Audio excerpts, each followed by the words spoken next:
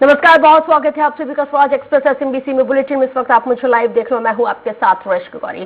खबरों की शुरुआत करें और खबर सबसे पहले मध्य प्रदेश से करेंगे, जहां पर मध्य प्रदेश राज्य निर्वाचन आयोग ने कहा है कि नगरीय निकाय चुनाव 30 जून तक कराए जा सकते हैं। आपको बता दें कि सुप्रीम कोर्ट ने बिना ओबीसी आरक्षण के लोकल बॉडी इलेक्शन कराए जाने का आदेश दिया था, जिसके बाद बुधवार को राज्य निर्वाचन आयोग की बैठक हुई है। राज्य निर्वाचन आयुक्त ने कहा है कि नगरीय निकाय चुनाव कराने के लिए हम तैयार हैं और 12 जून तक एक चुनाव कराया जाएगा। 30 जून तक दोनों चुनाव करा लिए जाएंगे। मध्य प्रदेश निर्वाचन आयोग की बैठक में यह बड़ा और अहम फैसला लिया गया है। 30 जून तक कराए जाएंगे पंचायत और नगरीय निकाय चुनाव।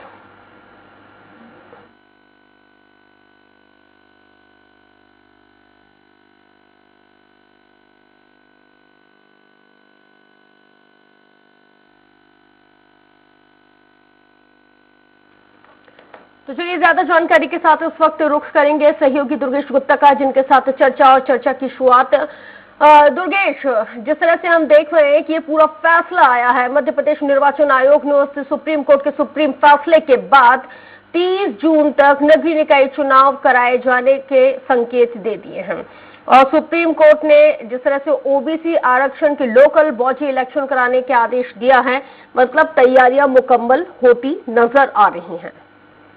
बिल्कुल रश्क, जिस तरीके से मध्य प्रदेश में देखा जा रहा था कि पंचायती चुनाव को लेकर जो आरक्षण का पेंच फंसा हुआ था उसको सुप्रीम कोर्ट ने स्पष्ट कर दिया है और मध्य प्रदेश की राज्य सरकार सहित चुनाव आयोग को निर्देश दिए हैं कि अब मध्य प्रदेश में पंचायती चुनाव जल्द ही करवाए जाएं। उसी के साथ साथ में जिस तरीके से उन्होंने निर्देश दिया है कि 2 हफ्ते के अंदर राज्य निर्वाचन आयोग अधिसूचना जारी करे और मध्य प्रदेश में पंचायती चुनाव करवाए जाएं। उसके बाद से ही चुनाव आयोग ने निर्णय लिया था आज की बैठक को लेकर, जिसमें आज बैठक की गई, तमाम अधिकारियों के साथ बैठक की गई और उसके बाद राज्य निर्वाचन आयोग ने भी फैसला लिया कि 30 जून तक मध्य प्रदेश में दोनों ही चुनाव संपन्न करवाए जाएं। 12 जून को एक चुनाव करवाए जाएंगे और 30 जून को दूसरे चुनाव करवाए जाएंगे, जिसको लेकर अब जिस तरीके से मध्य प्रदेश में दोनों ही सियासत दल, चाहे हम कांग्रेस पार्टी की बात करें या मौजूदा सरकार भारतीय जनता पार्टी की बात करें, दोनों ही दल एक दूसरे पर आरोप प्रत्यारोप लगा रहे हैं। कांग्रेस पार्टी का कहना है कि भारतीय जनता पार्टी कहीं ना कहीं ओबीसी को आरक्षण खत्म करना चाहती है, जिसको लेकर कोर्ट में वह सही तरीके से तथ्यों को नहीं रखा, सही तरीके से आंकड़ों को नहीं रखा। इसी की वजह से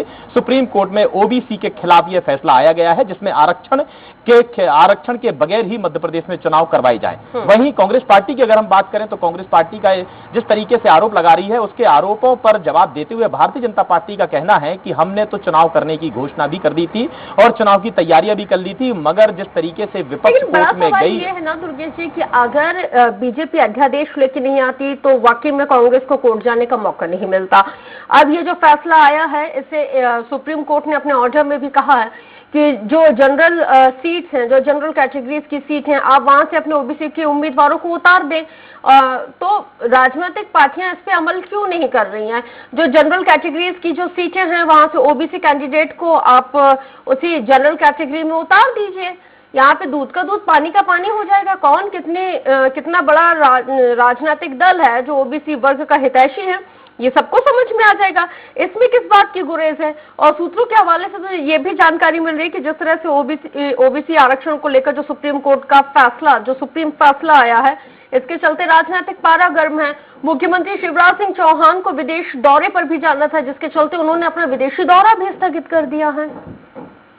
अगर देखा जाए जिस तरीके से, बिल्कुल सही आपने फरमाया कि मध्य प्रदेश के मुख्यमंत्री शिवराज सिंह चौहान का विदेश दौरा था और सुप्रीम कोर्ट के फैसला आने के बाद से ही मुख्यमंत्री शिवराज सिंह चौहान ने अपना दौरा निरस्त कर दिया है। और शिवराज जी ने ट्विटर हैंडल के माध्यम से, सोशल मीडिया के माध्यम से देश की आवाम, मतलब प्रदेश की जनता को और मीडिया के माध्यम से जिस तरीके से उन्होंने बताया है कि हम ओबीसी वर्ग का फिर से रिव्यू पिटीशन के लिए प्रतिनिधित्व कर फिर से सुप्रीम कोर्ट में याचिका दायर कर सकेंगे, इसलिए मैं अपना विदेश दौरा निरस्त कर रहा हूं। इसके अलावा उन्होंने बोला कि मध्य प्रदेश की सरकार ठीक है, रोक रही हूँ आपको। इस वक्त हमारे साथ भारतीय जनता पार्टी से नेता विकास बोंदिया जी जुड़ गए। विकास बोंदिया जी, बहुत स्वागत है आपका। बोंदिया जी, स्वागत है। नमस्ते।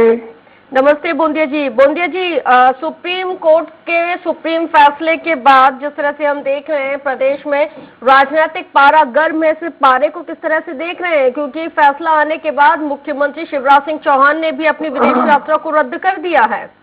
जी जी जी, तैयारियां मुकम्मल हैं? मैं देखिए, स्वाभाविक है कि भारतीय जनता पार्टी संगठन ओबीसी वर्ग को हर प्लेटफॉर्म के ऊपर जायज अधिकार और अवसर दिलाने का प्रयास कर रहा है।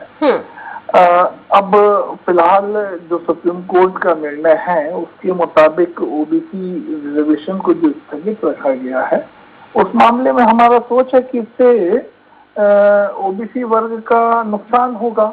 वो नुकसान ना हो इसलिए सरकार ने फैसला किया है कि रिव्यू पिटीशन सुप्रीम कोर्ट में दायर की जाए, जो बिंदुओं के ऊपर और विवरण प्रस्तुत करना चाहिए ताकि माननीय उच्चतम न्यायालय इस बात को संज्ञान ले सके कि ओबीसी वर्ग को उनकी आबादी के अनुपात में रिजर्वेशन बढ़कर मिले। यही हमारा प्रयास है।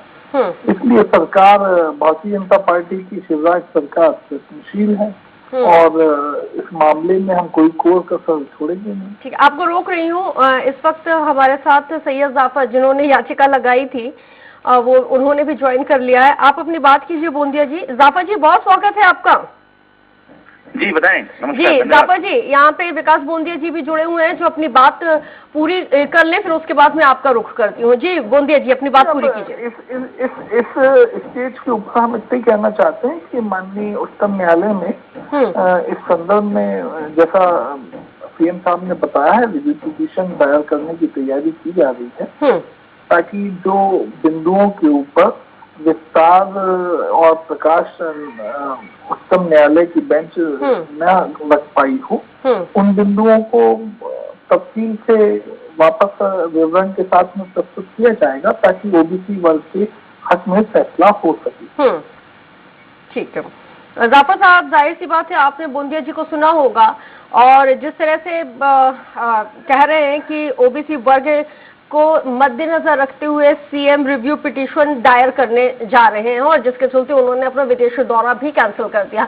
लेकिन सवाल यह है जाफर साहब कि जिस तरह से यहाँ पे चुनावों की तारीखों का ऐलान भी कर दिया गया है, अब रिव्यू पिटीशन अगर डाली जाती है और मुख्यमंत्री खुद कह भी रहे हैं अपने ट्विटर हैंडल से, उन्होंने इस बात की जानकारी दी है, तो क्या कितना समय और मिल जाएगा?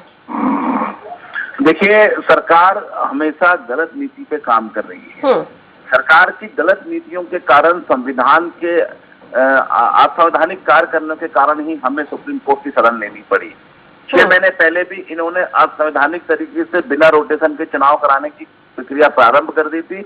अंतिम समय में सुप्रीम कोर्ट ने हमको राहत दी। आज भी ये बोल रहे हैं कि हम बिना ओबीसी के आरक्षण नहीं करेंगे।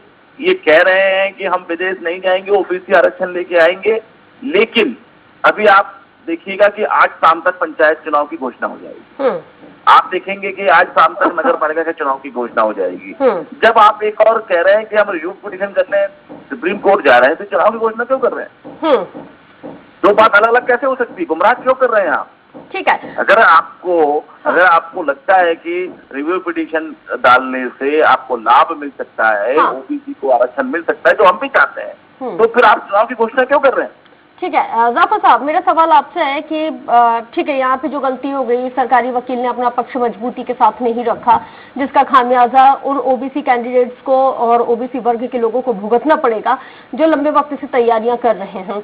अब गलती किसकी है ये तो आने वाला समय बताएगा, लेकिन सुप्रीम कोर्ट ने अपने ऑर्डर में कहा है ना कि जनरल कैटेगरीज की सीटों पर आप अपने प्रत्याशी ओबीसी कैंडिडेट्स को ज्यादा से ज्यादा तादाद में उतार सकते हैं। आप उतार दीजिए सर, कांग्रेस पार्टी उतार दे, एक नजीर पेश कर दे कि भाई सबसे बड़ी हितैषी कांग्रेस पार्टी है ओबीसी वर्ग की।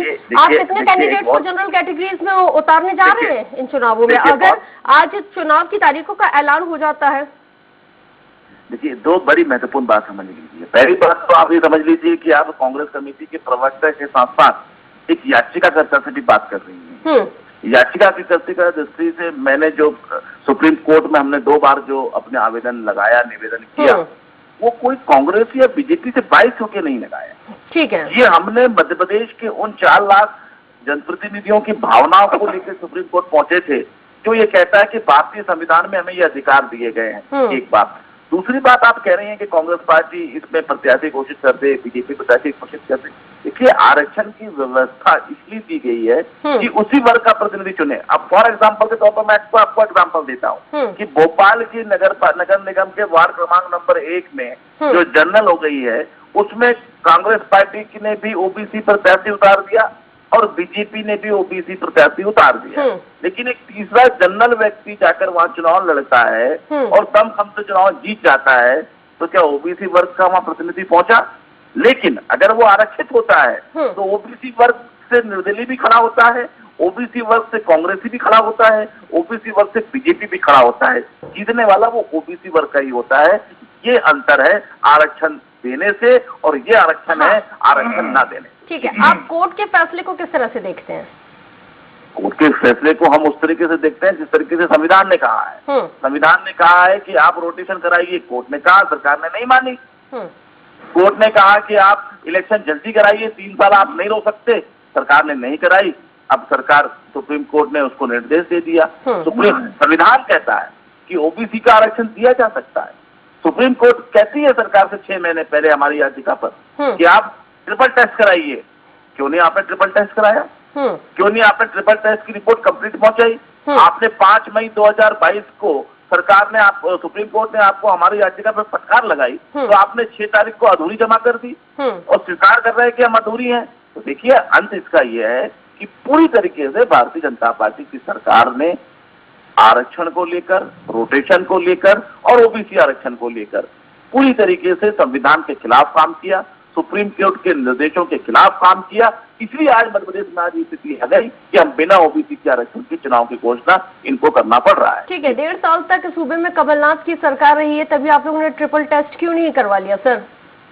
देखिए, ये बड़ा सवाल आपने बड़े छोटे रूप में कर दिया। इसका जवाब हम जल्द देंगे, लेकिन फिर भी आपने कर दिया तो मैं आपको बता दूं, फिर भी बता देता हूं मैं कि कमलनाथ जी की सरकार के समय ट्रिपल टेस्ट का प्रावधान नहीं था। अच्छा, हाँ, ये बीजेपी के लोगों को नहीं मालूम है। हो सकता है कि आपके चैनल के माध्यम से मालूम हो जाए। आप लोगों को नहीं मालूम है? नहीं, देखिए, कमलनाथ जी की सरकार ने सबसे बड़ी त्रुटि तो ये करी कि इन्होंने जो अध्यादेश लाए विधानसभा में भी उसे पटल पे रखा। देखिए, मैं इसको रोकूंगा यहाँ पे। एक मिनट रुकिए, एक मिनट रुकिए, हम गलत दिशा में जा रहे हैं। एक मिनट रुकिए, रुकिएगा। अरे सुनिए तो जफर भाई, ठीक है, मुझे बोलने दीजिए बोलिए जी को, बोलने दीजिए। आप 30 सेकंड से मेरी बात सुनना पड़ेगा। नहीं, ये गलत दिशा में जा रही है। नहीं, ये गलत दिशा में जा रहा है। मेरी बात 30 सेकंड से मेरी बात सुन लीजिए, हम समय खराब कर रहे हैं ना। नहीं, जाफर साहब, मैं आपको पूरा मौका दूंगी। अभी जो बोल रहे हैं, उनको बोल लेने दीजिए। जाफर साहब सुनिए ना, अभी जो बोंदिया जी बोल रहे हैं, आप उनको बोल लेने दीजिए, फिर उसके बाद आप उनको करेक्ट कर दीजिएगा। उनको बोल तो लेने दीजिए, उनको बोलने दीजिए, बोलने दीजिए। सुनने जा रहे हैं ना, वो 4 चैनल में ये बात बोल चुके हैं, कल भी बोल रहे हैं। ठीक है, मेरी बात सुनिए, मैं आपको करेक्ट करने का मौका दूंगी ना, मैं आपको करेक्ट करने का मौका दूंगी। उनको बोलने दीजिए। बोंदिया जी बोलिए आप।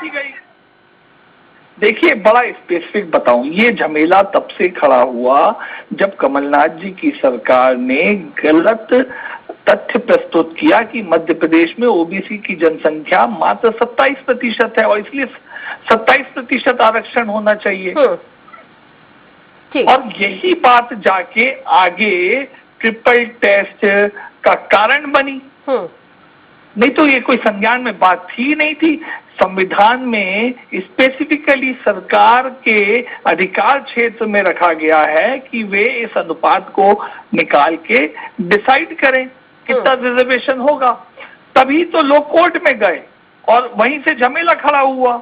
जफर भाई उसको कुलाचे मारते मारते सब तक ले आए कि आज ओबीसी के रिजर्वेशन के ऊपर ही प्रश्न चिन्ह लग गया। मैंने तो कल भी कहा था बोंदिया जी, और आज भी कह रही हूँ, आप अध्यादेश नहीं लाते तो जाफर साहब याचिका नहीं लगाते, कांग्रेस पार्टी याचिका नहीं लगाती तो मामला कोर्ट तक नहीं जाता, और कोर्ट में जाने से सुप्रीम कोर्ट पहुंच गया, सुप्रीम कोर्ट में जाने से सुप्रीम फैसला आ गया।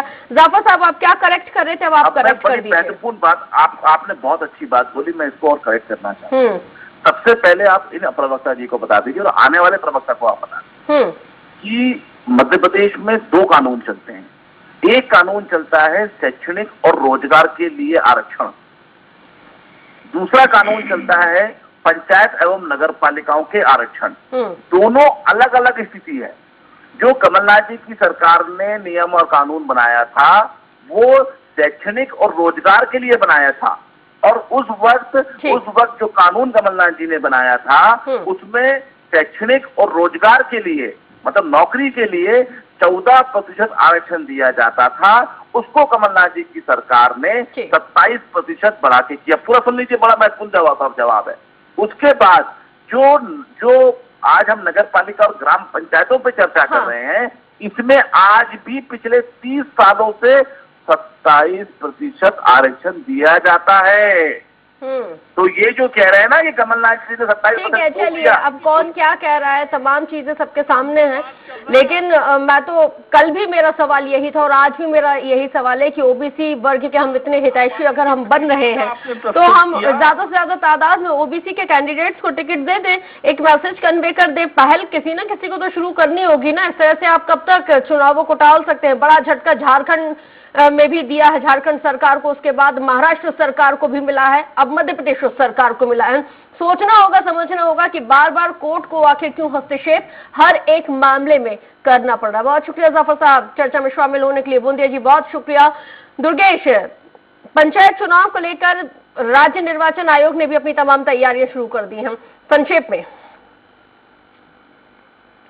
सुप्रीम कोर्ट के फैसला आने के बाद में ही राज्य निर्वाचन आयोग ने कल ही अपनी टिप्पणी कर दी थी कि हम तो चुनाव करवाने के लिए तैयार हैं और मध्य प्रदेश में जल्द ही अधिसूचना जारी कर चुनाव की घोषणा की जाएगी। उसके बाद आज एक बैठक की गई और इस बैठक में निर्वाचन आयोग ने निर्देश दिया है कि 30 जून तक दोनों ही चुनाव का संपन्न करवा लिए जाएंगे, नगरीय चुनाव और पंचायत चुनाव। कि दोनों ही राजनीतिक पार्टियां कितनी तैयारी यहाँ पे दिख रही है। रिव्यू पिटीशन की बात लगातार बीजेपी के द्वारा की जा रही है, कब तक ये रिव्यू पिटीशन यहाँ पे दायर की जाती है। बहुत शुक्रिया तमाम जानकारी साझा करने के लिए। नजर बनाए रखिएगा, अपडेट आपसे दिन भर आगे भी लेते